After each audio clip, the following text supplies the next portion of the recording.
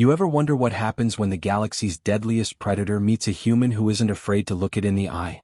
Before we dive into this story of fire, blood, and impossible loyalty, hit that like button, subscribe for more humanity tales, and drop a comment below. Would you feed the predator or run from it? Alright, let's begin. The mercenaries arrived at the edge of the void just before dawn. Tarsus, 9 spun beneath them, a storm-drowned jungle world no one visited twice. Its clouds glowed faint green, like rot under moonlight. Inside the command deck, a dozen soldiers of fortune leaned over a flickering holodeck. A clawed paw hovered over the projection of the planet's equator. "That's where it nests," said Kale Rowe, voice steady as a sniper's breath. Ashen claw. 2 kilometers of muscle, bone armor, and something the scientists can't classify. The room smelled of ozone and sweat. No one spoke until the youngest merc, Jex, muttered, "No one's ever brought back proof." Whole platoons vanished down there. Kale's red eyes shifted toward him.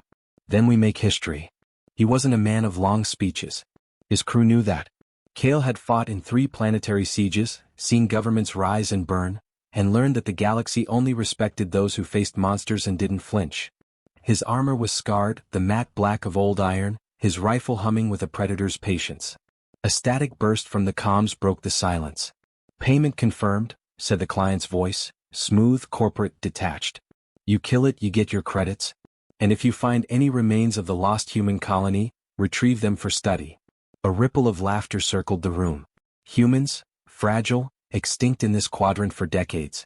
Kale allowed himself a thin smile. If there are any left, they're fossils. The laughter died when the holodeck zoomed in. It displayed the last transmission from a failed expedition, a body camera feed of something tall and sinewed, eyes glowing amber through the rain. One moment the soldier was breathing. The next, the image erupted in static and red spray. The feed cut off with a sound halfway between a roar and a scream. Jex swallowed. "That thing hunts for sport." Kale powered down the display. "Then we give it a better challenge." The dropship shuddered as it entered atmosphere. Lightning coiled around the hull, striking the reinforced wings. Kale strapped in, his mind running through the mission layout. Deploy sensors, triangulate movement, flush it toward the valley traps. Simple. Clean. Professional. Yet deep down, a familiar unease flickered, not fear but anticipation. Every hunter needed a worthy prey. The ramp hissed open. The jungle air hit them, thick, wet, and metallic like breathing through blood. The ground smoked where the ship's engines had scorched it. Trees loomed overhead, their trunks glistening with dew that smelled faintly of iron. Somewhere far off, something roared, a low, resonant growl that vibrated through bone. "Track her up," Kale ordered. Beacons flickered to life around them, pulsing blue through the mist. The team spread out, scanning with motion sensors. "Sir," called Vrax, his second in command, pointing to a ridge of blackened rock. "Heat signature, big one. Moving slow." Kale peered through his visor. A cluster of shapes glowed against the cold jungle. Not one creature, several. "Eggs?" he asked. "No, sir. Fires." That made no sense. No one lived on Tarsus, 9. Nothing civilized enough to make a fire did. They hiked toward the ridge. The terrain fought them, mud clinging to boots, vines twisting like fingers around their rifles. Something chittered overhead, invisible in the canopy. Jex cursed under his breath. "I hate this place. Even the air's watching us." Kale ignored him. The commander's focus stayed fixed on the trail ahead, claw marks the size of blades etched into stone, deep enough to hold rainwater. The prints were old, but beside them, smaller impressions. Human boots. He crouched, gloved fingers tracing the edge of the footprint. "Fresh." "Impossible," he whispered. "Sir? Someone's down here." The squad stiffened. The jungle fell silent as if listening. Then came a sound that didn't belong, not a roar, not a screech, but the faint crackle of wood burning. They followed it through the fog until the light bled through the trees. A small campfire, flames swaying against the wind. Beside it hung a string of meat, thick slabs smoking gently. And embedded in the trunk of a nearby tree was something that turned every merc's stomach. A skull, polished clean, alien, and enormous. Kale signaled for silence. He motioned for 2 to flank left, 2 to cover the right. The mercs crept forward. No movement, just the whisper of rain on leaves. The fire popped and shadows twisted. "Could be a trap," Vrax muttered. "Everything's a trap," Kale replied. He scanned the perimeter. No motion, no heat signatures except the fire itself. But the meat hanging above it, it wasn't cooking. It was offering. Kale stepped closer and the jungle exhaled. A low rumble rolled from somewhere in the dark, followed by a metallic click, claws on stone. Every rifle in the squad snapped upward. The mist parted. For an instant, Kale saw it, the ashen claw, taller than any mech, armor glinting like molten iron beneath its skin. It watched them from the tree-lean, yellow eyes unblinking. Then, in one smooth motion, it turned and vanished into the fog, silent as smoke. The mercenaries didn't move. Even the wind seemed afraid to breathe. Jex broke first. We could have had it. We. Kale raised a hand. No. It could have had us. He looked back at the fire. Something about it gnawed at him, the way the flames were arranged, the order of the stones. Not random. Human. He crouched again, searching the dirt. There, a boot print leading away from the camp. He toggled his visor's recording mode, scanning the pattern. Old world military issue. A human. Alive. Sir, Vrax said softly. You seeing what I'm seeing? Kale nodded. The tracker pinged again, movement, faint but deliberate, deeper into the woods. A lone figure, upright, warm-blooded. He shut off his visor and looked to his team. The predator's not the only thing down here. A gust of wind fanned the fire, sending sparks swirling toward the canopy like dying stars. Kale watched them rise and vanish into the mist. Something told him the hunt he'd signed up for was over, and another, stranger one had just begun. He tapped his comm, marked this site. We move at first light. Behind him, the jungle shifted again as if mocking the idea of dawn. Somewhere in that endless green, something human moved among monsters. Kale didn't know yet whether that was a miracle or a warning.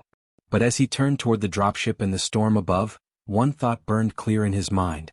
Whatever was feeding the predator wasn't afraid of it. And that terrified him more than the beast ever could. The storm had passed, but the jungle hadn't grown any quieter. The world of Tarsus, 9 breathed like a living thing, steam curling from its wounds, the air thick with the smell of metal and sap. Kale Rowe led his squad through the dripping foliage, boots sinking into black mud that seemed to pulse beneath their weight. His visor painted the world in lines of data and threat markers, but none of it made sense. The sensors kept flickering, showing movement where there was none and silence where life should have screamed. Signal interference, Jex muttered, tapping the side of his helmet. Every time I get a lock, it vanishes. Like something's jamming us. Kale didn't reply. His eyes followed the trail left near the fire, a set of human footprints weaving through clawed impressions that dwarfed them. The human wasn't running. The stride was calm, deliberate. That bothered him more than any monster could. Vrax fell in beside him, voice low. You really think there's someone down here? A survivor? Kale's tone was flat. No one survives Tarsus 9 for long. Then who lit that fire? Kale didn't answer because he didn't know. The path narrowed into a ravine where vines hung like chains and the sound of dripping water echoed from unseen depths. The mercenaries moved in silence. Every shadow looked alive. Every rustle sent fingers tightening around triggers. Kale caught the faint shimmer of something metallic wedged into a tree trunk. A blade, old and worn, marked with a human manufacturer's code. He pried it loose and turned it in his hand. It had been sharpened recently. Someone was maintaining it. Whoever it is, they've been busy, Vrax said, scanning the tree-line. Kale nodded. And close. The ravine opened into a clearing filled with bones.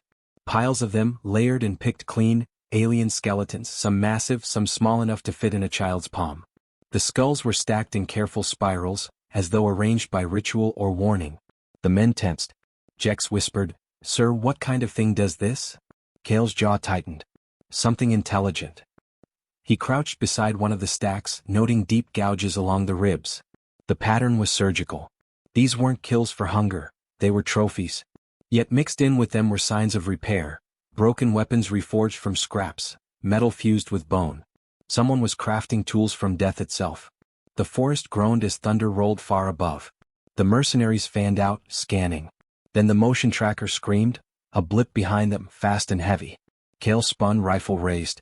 Nothing. Only rain sliding through the leaves. Then came the smell.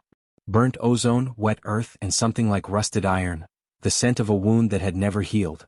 Vrax lifted his rifle toward the treetops. Sir, it's watching us. Kale's voice dropped to a whisper. Hold position. A shape moved, too quick to track, a flash of dull silver and shadow. The trees rippled. A merc shouted and fired blindly into the canopy.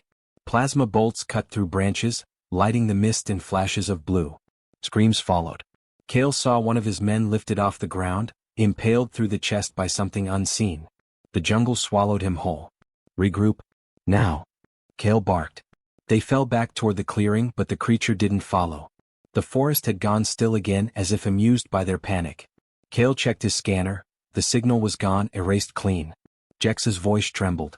It picked him off like a ghost. Didn't even make a sound. That wasn't random, Cale said. It was testing us. He looked to the bone piles again, thinking. The footprints, human and predator, had overlapped, sometimes side by side, not as hunter and prey but as travelers. It made no sense. Why would a man walk with a beast that could tear him apart in seconds? Sir, Vrax said suddenly, pointing. Over there. A glint through the trees, a metal object embedded in a stone ledge. They approached cautiously. It was a human ration tin, clean and empty, placed carefully beside a pile of smoldering ash. Cale knelt. The tin's label was worn but legible, Ward Industries. His stomach tightened. He knew that name, Elias Ward, the engineer from the failed colonization mission 20 years ago. The man had been declared dead along with the entire settlement. Vrax caught his expression. You know him? Cale's eyes stayed fixed on the ashes. I read his file once. He designed survival systems for frontier worlds. If anyone could live here, it's him. Jex scoffed. 20 years? That's impossible. Cale didn't reply. He didn't have to. The ration tin spoke for itself. The air grew colder as they advanced. The ground dipped into a basin lined with strange growths, half plant, half metal, their roots pulsing faintly with bioluminescent veins. The team's boots squelched through mud thick with ash. In the center of the basin stood a structure, crude but deliberate, made from the wreckage of a shuttle fused with bones. A shelter. Smoke drifted lazily from its roof. Cale raised a hand for silence. The mercenaries spread into a perimeter. He approached the structure slowly, rifle aimed low, eyes scanning for traps. The doorway hung open, and inside, the faint glow of another fire flickered against the walls. Tools lay scattered across a table, sharpened blades, dried herbs, fragments of armor, both human and alien. And on the far wall, carved deep into the metal, were symbols that made Cale's skin crawl. They were coordinates, migration routes. Predator territories mapped with precise mathematical care. Whoever lived here didn't just know the creature, they studied it. Behind him, Vrax's voice came soft. Sir, maybe we should fall back. Call in orbital support. This. Quiet. Cale raised a hand. Something outside had shifted, a faint crunch of gravel underfoot. Every rifle swung toward the sound. The figure stepped into the clearing, half hidden by rain and steam. Human. Tall, unshaven, his armor pieced together from wreckage and scaled hide. His face was gaunt, eyes glowing with the calm of someone who'd forgotten fear. He carried a spear tipped with alien metal. For a moment, no one moved. The jungle held its breath. Then Cale spoke. Identify yourself. The man didn't answer. He looked past the mercenaries toward the treeline, as if listening for something unseen. Then he said, voice low and rasped by disuse, You shouldn't be here. Cale's rifle didn't waver. You're human. From the colony? The man replied. That place is gone. Everything's gone. Before Cale could ask another question, a deep rumble shook the ground, close, powerful. The trees quivered as if something enormous was moving between them. The man didn't flinch. Instead, he turned toward the sound and said quietly, almost tenderly, It's coming. Cale felt the vibration in his chest, a slow, rhythmic thud like the heartbeat of the planet itself. His men raised their rifles, forming a circle around the human. But the man just shook his head. If you want to live, he said, don't point those at it. The rain began to fall harder, hissing against the fire. Through the mist, two yellow eyes appeared, burning low and patient. Cale froze. The ashen claw stood at the edge of the clearing, its breath steaming in the cold air, its gaze fixed not on the soldiers but on the man beside them. The human reached into his pack, drew out a strip of meat and tossed it gently into the mud before the beast. The predator lowered its head, sniffed, and took the offering. Cale's heart pounded, the reality sinking in like a wound. The galaxy's most feared monster, fed by a human's hand. And it wasn't attacking. The firelight flickered between them, painting man and monster in the same glow, as though the jungle itself couldn't tell them apart. Cale lowered his weapon slowly, his mind racing to understand what he was seeing. The man finally turned to him, expression unreadable. You came here to hunt it, he said. But you're too late. It's not the predator anymore. Kale's voice came out barely above a whisper. Then what is it? The man smiled faintly, the kind of smile only the broken could wear. It's my friend. And in that moment, Kale realized the real hunt had just begun. Not for the beast, but for the truth of what kind of human could tame one. Rain hissed against the fire as Kale stood motionless, the heat of the flames ghosting across his armor. The human, Elias Ward, sat opposite him, silent except for the slow scrape of his knife across a strip of dried meat. The predator, the ashen claw, lingered at the treeline, its colossal shape half lost in mist, golden eyes dimmed to embers. It didn't threaten. It watched. That, Kale thought, was worse. Predators he could understand. This thing was something else. Elias looked older than his file had ever described. Hair streaked with ash, face cut by years of exposure, yet there was an odd serenity in him. He spoke without looking up. You don't need your rifles. It doesn't like noise. Vrax snorted. It doesn't like noise? It's a damned killing machine. Elias's hand stilled. And yet you're still breathing. Kale raised a hand to silence Vrax. His gaze remained fixed on Elias. You've been living here for 20 years? Elias nodded, cutting another slice from the meat. 18. Long enough to know how this world breathes. Long enough to stop calling it hell. Kale's tone was cold. Your colony's gone. You could have sent a distress signal. I did, Elias said simply. No one answered. He finally met Kale's eyes. So I stopped asking for rescue. Kale studied him, searching for signs of delusion, but Elias spoke with the precision of an engineer, not the madness of a hermit. There was intelligence in his stillness, a clarity that unnerved him. And the creature? Kale asked. You call it friend. Elias leaned back, eyes distant. When my ship crashed, half the crew died on impact. The rest didn't last a week. The jungle isn't just dangerous, it's deliberate. Everything hunts everything else. But it found me first. It. The ashen claw. Elias's voice softened. It was wounded. Plasma burns along the flank, infection setting in. It could have killed me easily, but it didn't. Just watched. Like it wanted me to try. So you fixed it, Kale said. Elias nodded. I sealed the wound. Fed it when it couldn't hunt. And when it healed, it didn't leave. Maybe it was curiosity. Maybe debt. Maybe it just liked the fire. Vrax muttered, You're saying the deadliest predator in the galaxy stays for campfire stories? Elias's mouth twitched. You think it hunts for pleasure. You're wrong.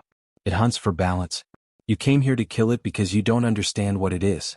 Out here, it's not the monster. Kale's patience thinned. And what does that make you? Its handler? Its pet? For the first time, Elias smiled, faint but sharp. Maybe we're each other's leash. The fire cracked between them. Kale's helmet filtered the beast's breathing, deep, rhythmic, unhurried. He felt the weight of centuries in that sound, as if the jungle itself exhaled through the creature's lungs. Elias spoke again, quieter now. You came for a bounty, right? To prove something to the people who think muscle and guns still matter out there. Kale didn't respond. He didn't need to. Elias had already read the answer in his silence. I thought that way once, Elias continued. Humans thought they could tame the galaxy. Colonize, conquer, classify. Then Tarsus showed me something simpler. We're not the top of anything. We just learned faster how to adapt. Kale crouched, the firelight reflecting in his visor. Adaptation doesn't explain trust. That thing slaughtered a dozen crews before we got here. It slaughtered the ones who shot first, Elias said. You see a weapon. I see instinct. The jungle groaned in the distance, the sound of shifting trees or something larger passing through them. The predator raised its head, eyes narrowing, scenting the air. Elias stood, motion smooth and practiced. More of your kind? Kale tapped his comms. Static hissed. Then a voice cut through, Vrax's lieutenant, panicked and loud. Sir, we've got movement. Multiple contacts. They're closing fast. Kale cursed and stood. Positions now. Elias's expression hardened. You brought more? Extraction team, Kale said. They must have picked up our signal. Elias shook his head. You don't understand. The Ashenclaw's territory doesn't allow two hunts at once. Kale frowned. What the hell does that mean? The ground trembled. From the jungle's edge, red flares erupted, not human ones. The mercenary reinforcements stumbled into view, firing wildly at shadows. Behind them, shapes moved, swift and silent, reflections of light bending around invisible bodies. Smaller predators, Sleek, camouflaged, coordinated. The jungle's guardians. Subspecies, Elias said grimly. It's pack. The air filled with plasma fire and shrieks. Kale's men dropped into defensive formation, trying to identify targets that flickered in and out of sight. Ashenclaw roared, a sound that split the clouds, and the smaller creatures froze. The sheer authority in that call silenced the world. Elias turned to Kale. Now do you understand why I feed it? It keeps them in line. It keeps the balance. Kale looked between man and monster, realization settling like cold metal in his chest. You're using it. No, Elias said softly. We're surviving. The predator moved closer, its enormous form casting a shadow that swallowed the firelight. Its armor was scarred and weathered, plates grown over old wounds. It looked down at Kale, then at Elias, a low rumble echoing deep in its throat. Elias placed a hand on its flank. The creature didn't recoil. Kale had seen men tremble before power, but this was reverence. The kind earned through years, not fear. The rain thickened, turning the fire into a bed of coals.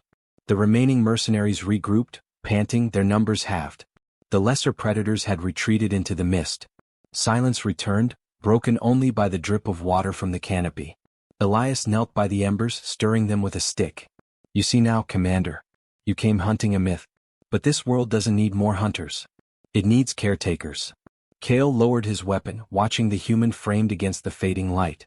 There was something tragic about him. A man who'd traded civilization for the companionship of a monster, and somehow found meaning in it. Still, Kale's soldier's mind couldn't stop measuring risk. If it ever turns on you. It won't, Elias said. Because it knows I'm the last thing keeping this place alive. And maybe the last human who remembers how to live without walls. Kale stared into the dim glow of the fire, the edges of his mission unraveling. He'd come to kill a beast. Instead, he'd found a man who'd learned to speak the language of monsters. Elias looked up, eyes catching the faint red of Kale's visor. You have a choice, Commander. Leave now and pretend you never found us. Or stay and understand what kind of world you've been sent to burn. Kale said nothing. Somewhere deep inside, something old stirred, curiosity perhaps, or guilt. The jungle shifted again, whispering through the leaves. Elias fed the last of the meat into the fire, the flames flaring briefly before dimming to coals. The galaxy fears what it can't control, he murmured. But sometimes, control is the first thing you have to lose to survive. Kale's comm crackled faintly, his ship calling for orders, but he didn't respond. His eyes lingered on the man and the monster, a pair that shouldn't have existed, bound by something older than reason. He turned toward the darkness where the rest of his squad waited, uncertain of what he'd just witnessed or what command would want him to do next. Behind him, Elias and the Ashenclaw stood together by the dying fire, their silhouettes merging into one shape against the storm. And as Kale stepped into the shadows, he couldn't shake the feeling that the line between man and predator had just been erased, and he wasn't sure which side he was on anymore. Night fell like a shroud over the Tarsus 9 jungle, thick and oppressive. Rain pelted the canopy, drumming against the leaves and pooling in rivulets that ran across the blackened soil. Kale's squad crouched in the shadows, senses taut.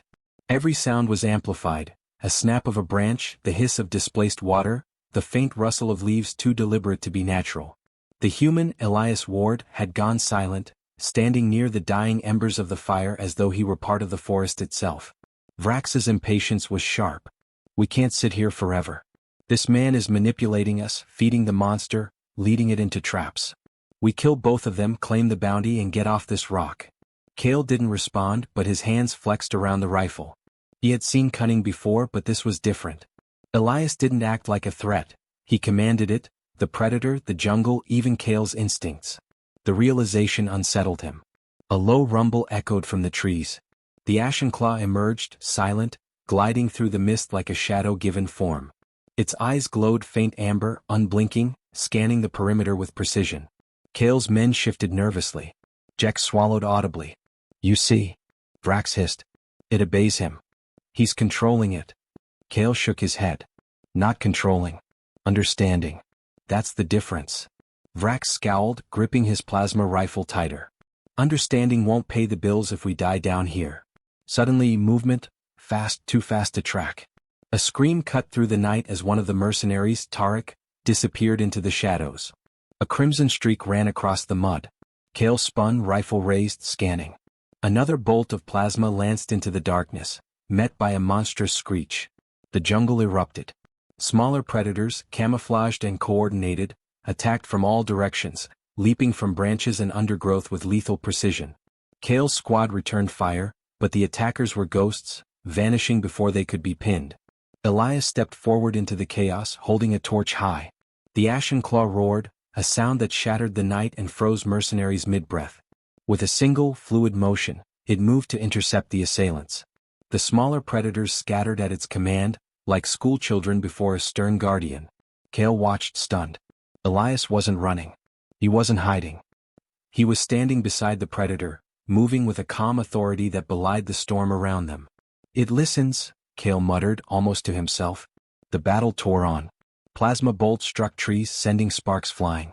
A mercenary tried to flank the beast, only to vanish in a blur of shadow and claw. Vrax yelled orders, but the squad was already fragmented, fighting shadows more than flesh.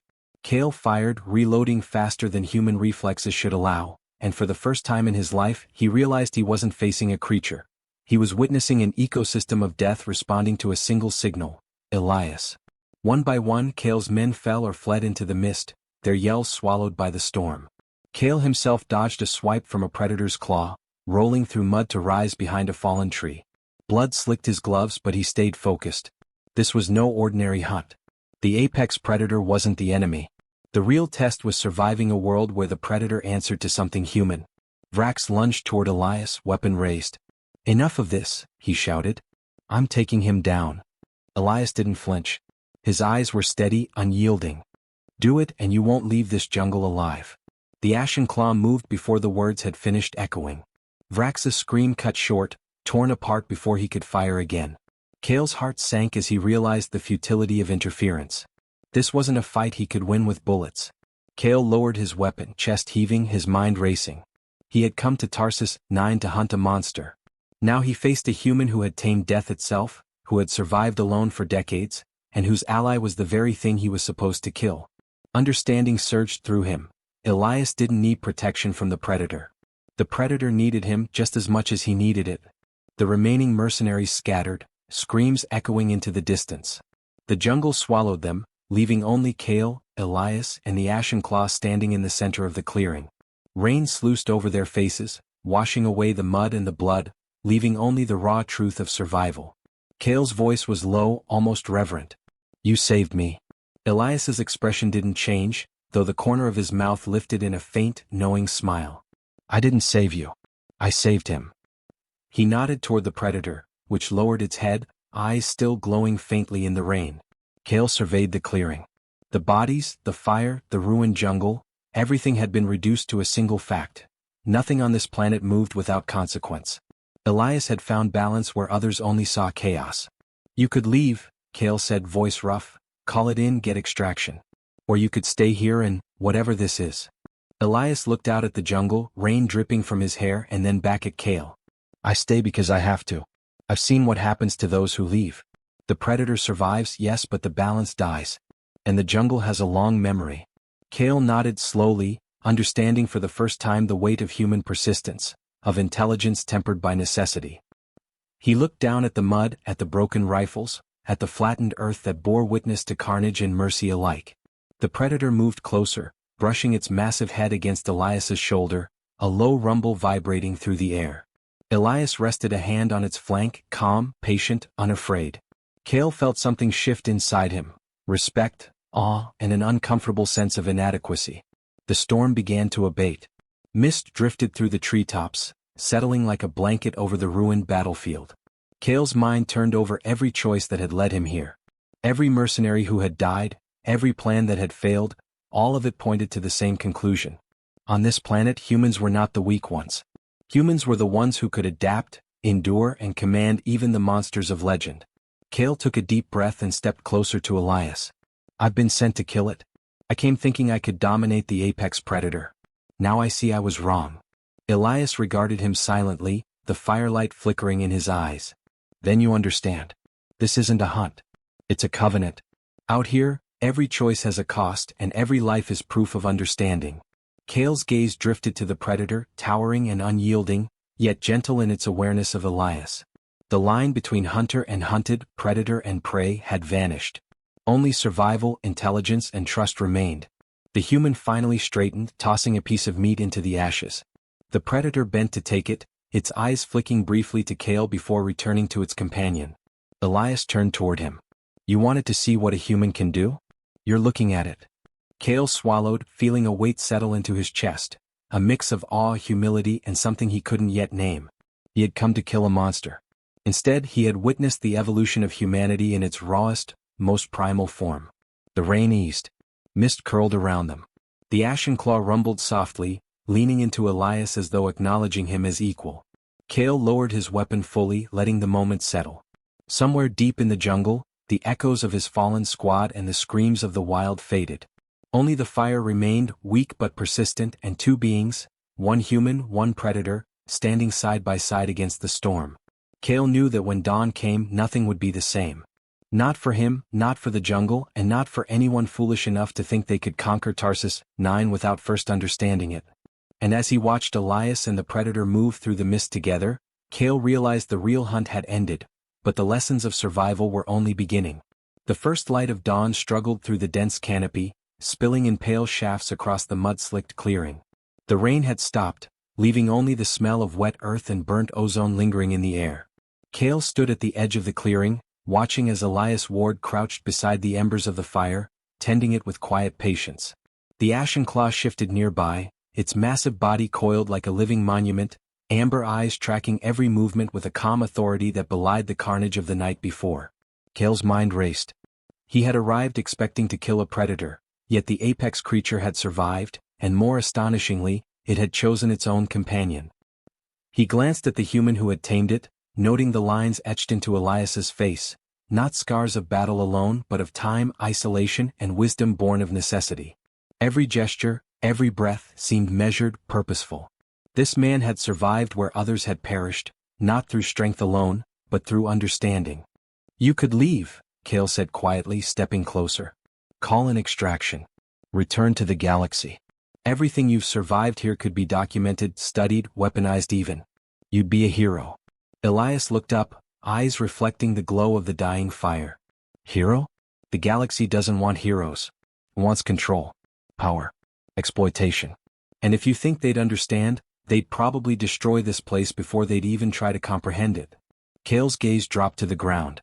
He had expected that argument, but it still stung.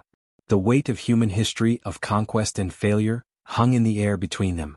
He had been sent as a hunter, yet here he stood as a witness to a survival that defied everything he had been taught to value: brute force, strategy, and dominance. "Then why stay?" he asked. "Why keep fighting just to survive in a jungle no one else dares to enter?" Elias's hand rested on the ashen claw's flank, rough fingers brushing over armored plates scarred and worn. "Because survival isn't just staying alive. It's knowing why you continue. It's understanding your place in a system larger than yourself. I've learned to speak the language of this world, and in return, it has taught me to live." The predator rumbled, a low vibration that resonated through Cale's boots. It nudged Elias gently, a reminder that trust was not given, it was earned. Cale realized in that moment that the bond between human and beast was more profound than anything he had ever seen. This was not dominance. It was respect, loyalty, and an unspoken covenant that had been forged in pain and necessity. Cale's calm crackled faintly, a reminder of the outside world, of orders waiting in orbit, of a life that could continue as planned. But he didn't move. He had watched too closely, learned too much, to blindly follow orders now. The jungle and its apex predator had rewritten his understanding of power and humanity. "You came to hunt a monster," Elias said softly, eyes not leaving the beast. "But the real lesson isn't about killing. It's about understanding. It's about knowing which battles matter and which ones are meaningless." Cale swallowed, the words sinking into the marrow of his bones. He had killed before, commanded squads through fire and death, yet nothing had challenged him like this. The revelation that strength was not always measured by destruction, and survival could take forms that the galaxy refused to acknowledge. The ashen claw shifted again, rising to its full, terrifying height.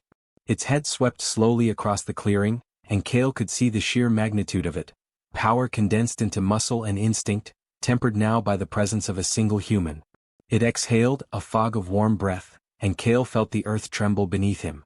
Elias's voice broke the moment, calm and unwavering.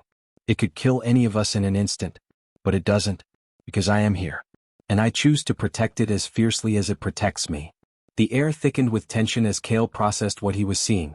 A predator's respect earned by patience, a human's resilience measured in understanding and courage, and the fragile balance between the two. The jungle, for all its cruelty and chaos, had produced something extraordinary, proof that humanity's ingenuity, empathy, and endurance could survive even in the most unforgiving environments. Kale's instincts screamed caution, yet he felt a strange pull, a recognition that his role as hunter had ended. He stepped closer, eyes locked on Elias. "And me?" "You're alive," Elias said, a small, almost imperceptible smile crossing his face. "And that's already more than most can claim here. Choose wisely. You can leave and forget everything you've seen, or stay and learn what it truly means to survive." The ashen claw rumbled once more, leaning its massive head close to Elias, and Kale noticed something subtle. The predator's trust extended, however cautiously, to him. It was a silent question. "Are you friend or foe?" Kale lowered his rifle completely, letting the gesture speak for him.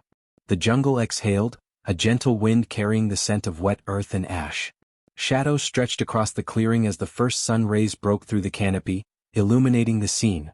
Man and monster coexisting, a fragile truce forged through necessity, intelligence, and respect. Kale took a deep breath, feeling the tension of years of military training dissolve into something entirely new.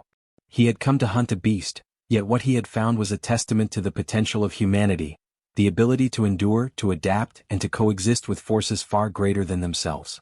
It was the rawest, most unfiltered form of strength, the kind that didn't require domination, only understanding. He stepped closer to Elias, extending a hand. "Then teach me." Elias hesitated, then nodded, gripping Kale's hand firmly. "Then follow me. Watch, listen, and learn. The jungle has a long memory, and it only favors those who understand it." The ashen claw rumbled approvingly, settling beside them, a guardian and companion bound by an unspoken promise. Kale felt a surge of exhilaration and humility, the thrill of discovery mingling with the gravity of responsibility. He realized that this was the climax he hadn't expected. Not a battle, but a revelation. Humanity's courage was not measured in conquest, but in the ability to face the unknown with intelligence, empathy, and resolve. The clearing fell silent, the storm fully spent. Mist rolled across the mud, and the first rays of the sun struck the jagged edges of bones and leaves, illuminating a world that had survived catastrophe and cruelty. Kale glanced at Elias, then at the predator, and understood fully. The apex predator had chosen its companion wisely, and humanity, in turn, had proven it could endure beyond expectation. Kale exhaled, a slow, steady release, and finally felt the weight of the past night's lift. The jungle had tested him, stripped him of preconceptions, and shown him the limits and possibilities of survival. Elias stood, gesturing for Kale to follow, and together they walked into the mist, flanked by the ashen claw, a living testament to the bond between human ingenuity and primal power. As the sun rose fully, illuminating the jungle canopy in golden light, Kale understood something that would stay with him forever. The galaxy feared monsters, but the truly formidable force was the human spirit, relentless, adaptive, and capable of commanding even legends. He looked forward into the unknown, ready to face whatever came next, armed not just with weapons, but with understanding, courage, and an alliance that defied the very definition of predator and prey. The jungle held its breath, and Kale, Elias, and the Ashen Claw stepped forward together, a new chapter of survival beginning in the heart of Tarsus 9.